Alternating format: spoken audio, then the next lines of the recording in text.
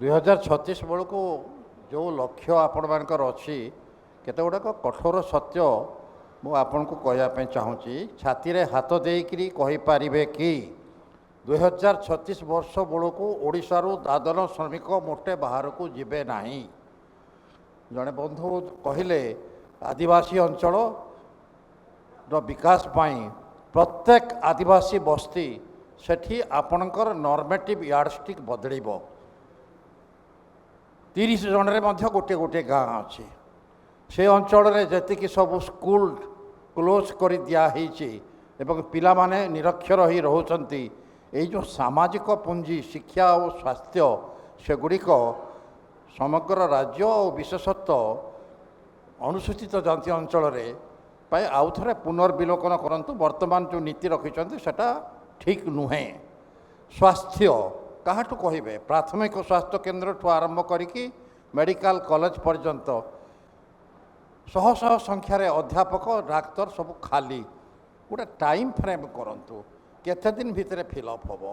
ପ୍ରତି ହାଟପାଳିକୁ ହାଟପାଳି ଗୋଟେ ନୂଆ ବିଶ୍ୱବିଦ୍ୟାଳୟ ଏବଂ ନୂଆ ମେଡ଼ିକାଲ କଲେଜ ଖୋଲିବା ଅପେକ୍ଷା ଯେତିକି ଅଛି ତାକୁ ତାର ଗୁଣାତ୍ମକ ବିକାଶ କରିବା ପାଇଁ ପ୍ରଥମେ ଦୃଷ୍ଟି ଦେବାର ଦରକାର। ଏଇ ଯେଉଁ ସାମାଜିକ ପୁଞ୍ଜି ଶିକ୍ଷା ଓ ସ୍ୱାସ୍ଥ୍ୟ, ଏହା 2036 ବେଳକୁ ପ୍ରତ୍ୟେକ ଓଡ଼ିଆ ଯେମିତି ଅନୁଭବ କରିପାରିବେ। ଏବଂ ପ୍ରାକୃତିକ ପୁଞ୍ଜି ବର୍ତ୍ତମାନ ପ୍ରତ୍ୟେକ ନଦୀ ଆଉ ଜଳବାହକ ନ ହୋଇକି ବିଷବାହକ ହୋଇଗଲାଣି। ଯେତେ ଆମର ସବୁ ପୁଞ୍ଜିପତିମାନେ ଆସି ଶିଳ୍ପ କାରଖାନା ବିଶେଷତଃ ମିନେରାଲ ବେସ୍ଡ ଇଣ୍ଡଷ୍ଟ୍ରି କରୁଛନ୍ତି, ବିଶୁଦ୍ଧ ଜଳ ଟାଣିକି ନେଇକରି କଦର୍ଯ୍ୟ ଜଳ ପୁଣି ପୁନର୍ବାର ଛାଡ଼ୁଛନ୍ତି। ଯଦି ବା ଟେକ୍ନୋଲୋଜି ଅଛି ଟ୍ରିଟମେଣ୍ଟ କରିକିରି ପୁଣି ବିଶୁଦ୍ଧ ଜଳ ଛାଡ଼ିପାରିବେ, ସେ ଟେକ୍ନୋଲୋଜି ଭାରି କଷ୍ଟ ଇଣ୍ଟେନ୍ସିଭ୍, ସେଟା ସେମାନେ କରିବେ ନାହିଁ। ଗୋଟେ ଦୃଢ଼ ଇଚ୍ଛାଶକ୍ତି ଥିବା ରାଜ୍ୟ ସରକାର ତାଙ୍କୁ ଜୋର ଦେଇକି କହିପାରିବେ ଯେଉଁ ଅବସ୍ଥାରେ ପାଣି ନେଇଥିଲ ଜଳାଧାରରୁ ରିଜର୍ଭର ହେଉ ବା ଯେଉଁଠୁ ହେଉ ସେହି ଅବସ୍ଥାରେ ପାଣିକି ଛାଡ଼ିବ। ସେଇଟା ଯଦି ନ ହେବ 2036 ବେଳକୁ ଆମେ 30ଟି ଜିଲ୍ଲାରେ 30ଟି ମେଡ଼ିକାଲ କଲେଜ ରହିଥିବ କିନ୍ତୁ 30 ଜଣ ଅଧ୍ୟାପକ ନଥିବେ। ସେଟା ନ ହେଉ। ଧନ୍ୟବାଦ। ସାର୍ ଆପଣ କିଛି ପଚାର।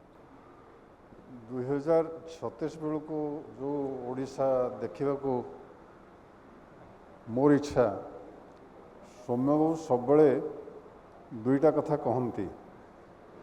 ଗୋଟେ ହେଉଛି ଆମେ ଏଠି ଯେତିକି ଲୋକ ବସିଛୁ, ଆମର ଯେଉଁ ପିଲାମାନେ ଏଠି ତ ବାହାରକୁ ଯେଉଁମାନେ ଯାଉଛନ୍ତି ଦୈହିକ ଶ୍ରମ କରିବା ପାଇଁ ତାଙ୍କ କଥା ଆଲୋଚନା ହେଉଛି।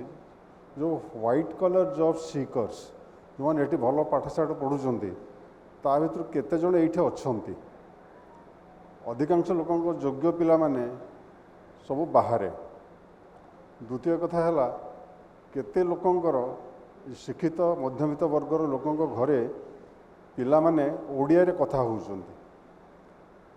ଆସ୍ତେ ଆସ୍ତେ ଓଡ଼ିଆ ଭାଷା ବୋଧେ ପଢ଼ିବା, ଶିକ୍ଷିତ ପିଲାମାନେ ପଢ଼ିବା, କେତେଜଣ ଖବରକାଗଜ ପଢ଼ୁଛନ୍ତି, ବହି ପଢ଼ୁଛନ୍ତି, ସେ ବିଷୟରେ ମୁଁ ବହୁତ ସନ୍ଦିହାନ।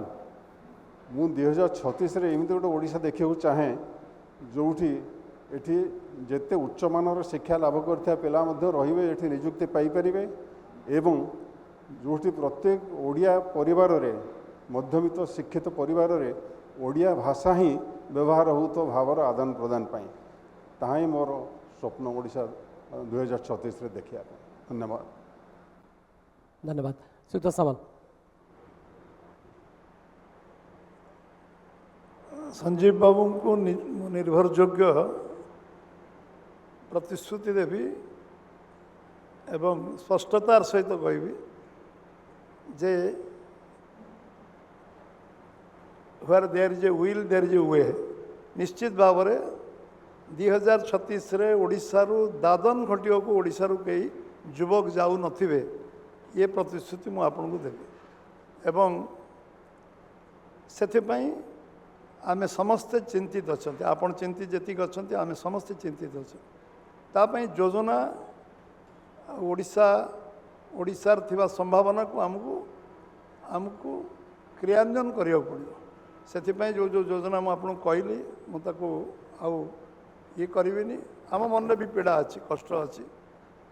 ଯେଉଁମାନେ ତା ଅର୍ଥ ଯେଉଁମାନେ इंजीनियर डॉक्टर अन्य माने तो ओडिशा बाहर को जीवे किंतु दादन घटिया कहीं जीवे आमे उच्च पदपदवी रे जीवा आज आप शुणी आश्चर्य हे आमे किसी करू न करू आमर पिला निज योग्यता बढ़ले जिते बड़ बड़ कंपनी अच्छी मालिक को छाड़देले सेकेंड लोक ओडिया सारा विश्व में सबुठ भल डाक्तर ओडिया निज चेष्टार निज उद्यम सरकार बहुत साहाय्य न नहीं सबुठ भल इंजीनियर ओडिया सबुठ बड़ विषय हूँ जो कथा कहते अरविंद सबुठ आम छाती कुंडेमुट हो जाए गोटे ओडिया चोर ओडिया लोकटी बेईमान काम करेनी ठक एटा मु भारतवर्ष सारा बुली कौट शुणी ना आमर सब प्रकार अच्छी खाली टे स्कोप दरकार ओडिया लोक निज योग्यतार बहुत उपरକୁ ଯାଇଛନ୍ତି जो लेवल जाइए से गोटे छोटिया